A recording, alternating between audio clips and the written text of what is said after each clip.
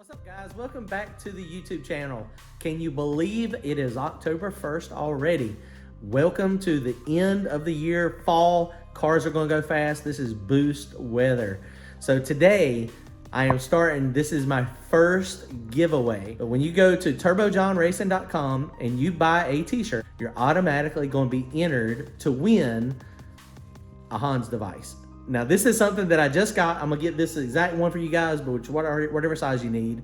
It's the Hans 3. It works good. It's a little cumbersome to get it started, but this is really going to step up your safety program. So make sure y'all go to turbojohnracing.com, grab you some t-shirts, and each t-shirt you buy is going to get you one entry.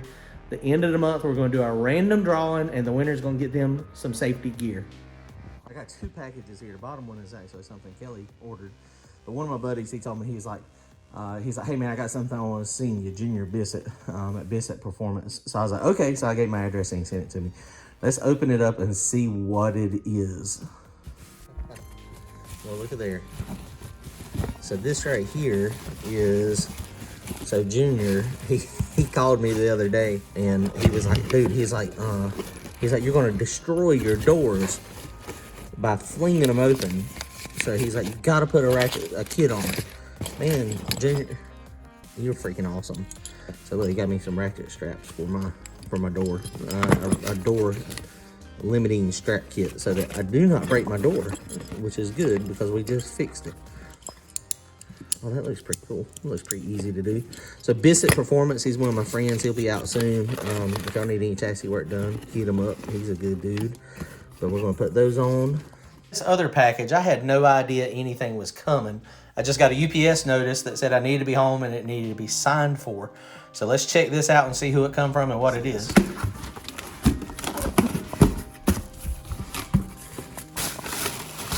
Are you freaking kidding me? Are you freaking kidding me? What? Dude.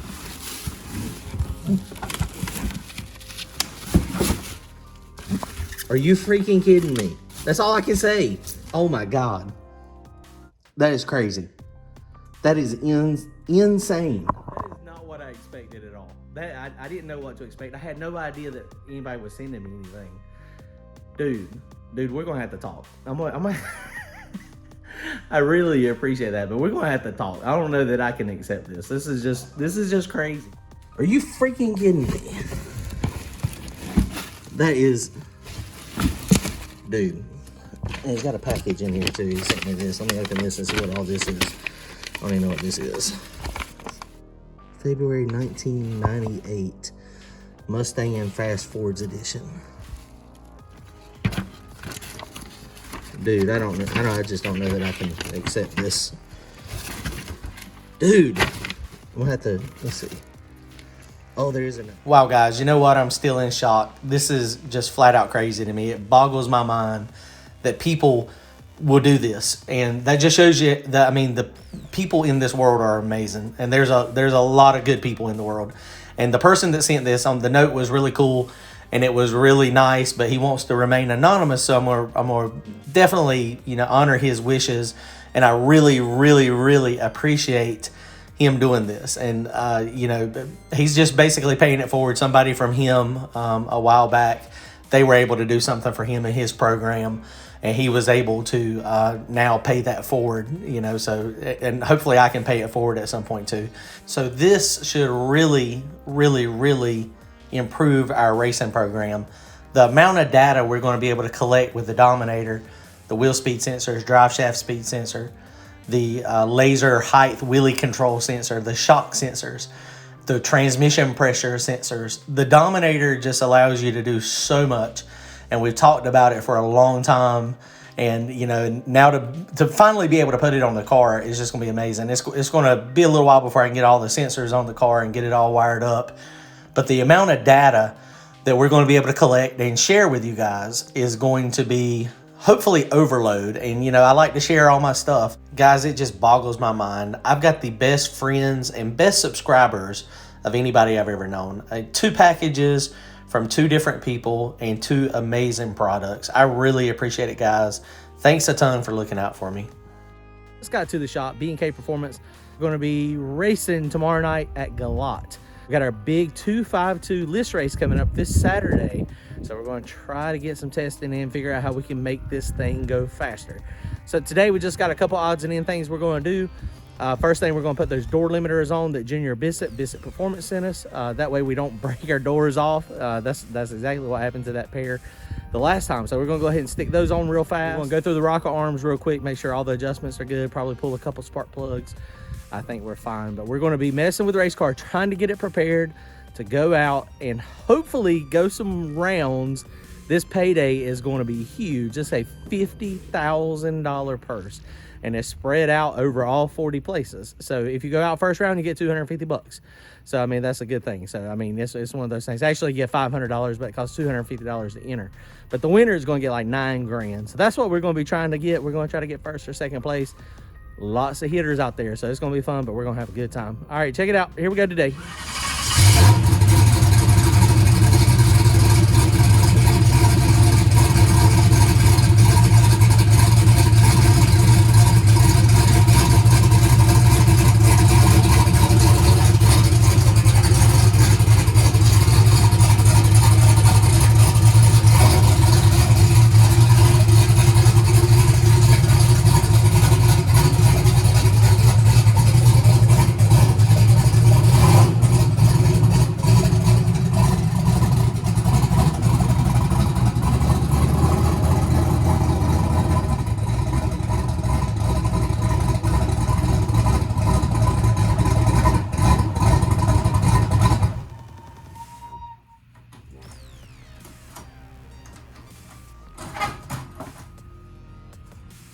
This is the door limit strap kit that we got here, and this thing is very simple. It comes with very few parts.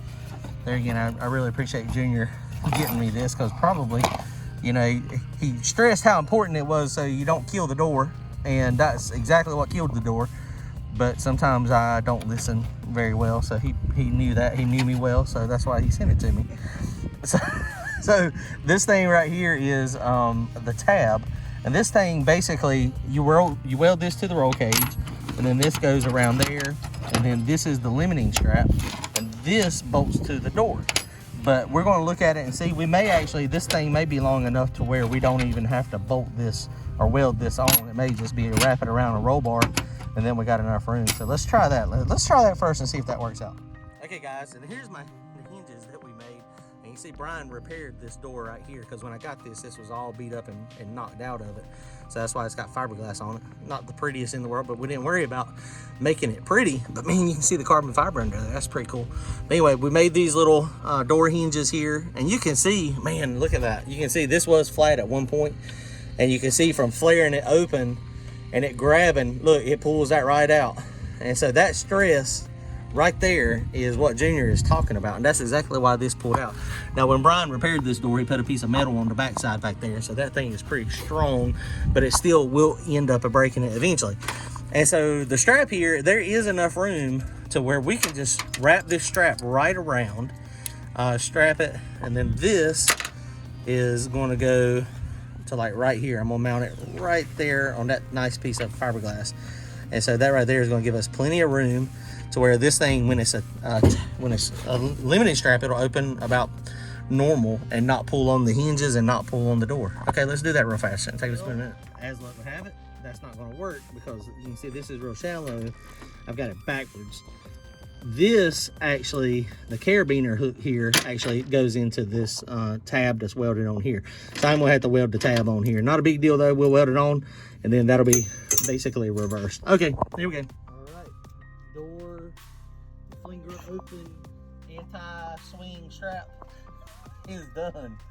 Look, this thing still got the, you can see I clearly have not ever really wired this thing up, but we just welded this bracket on real fast right here, and then got the strap on right there, and you can see it definitely stops it from going as far, and that'll keep it from pulling on the door and busting the door out. So Junior Bissett, I appreciate it. Thanks a lot. So that is done.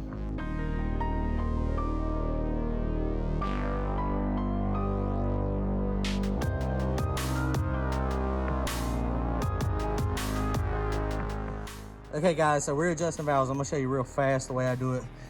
Yes, these are T&Ds, and I've got a couple that are mixed match just because of the set I got. The ratios are a little off, but I mean, that's okay. So we're good to go. So the way you adjust the valves, the way I do it is I have somebody in the car. A lot of people will put a button up here. I wish that would be helpful. I got Keith, he's my button today. So Keith is gonna be pressing the button.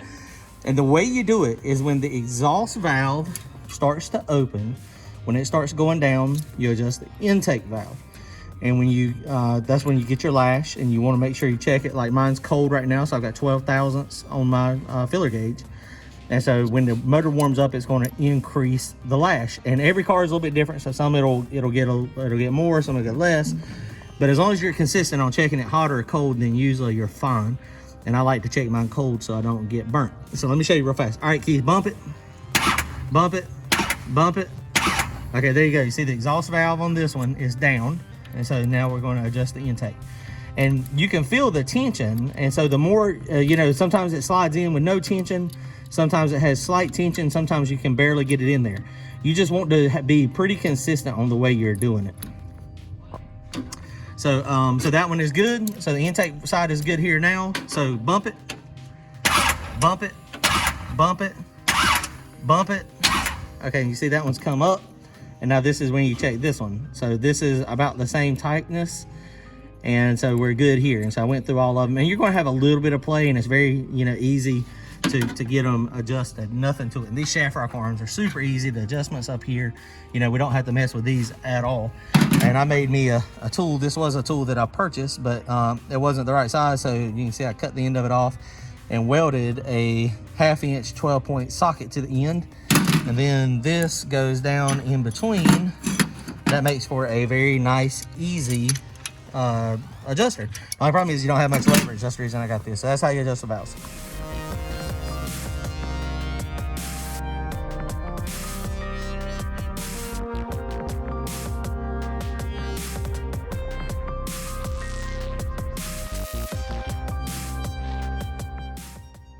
Okay, so you can see this side of the rock arms also got a little bit of mismatch, but that's okay. Went through these. We had a couple on this side that were a little off as well, but for the most part, these things stay calibrated. They stay in check within a few thousandths. So we are good to go. All right, just got to put the valve covers back on, and then we're going to be ready to go racing this weekend.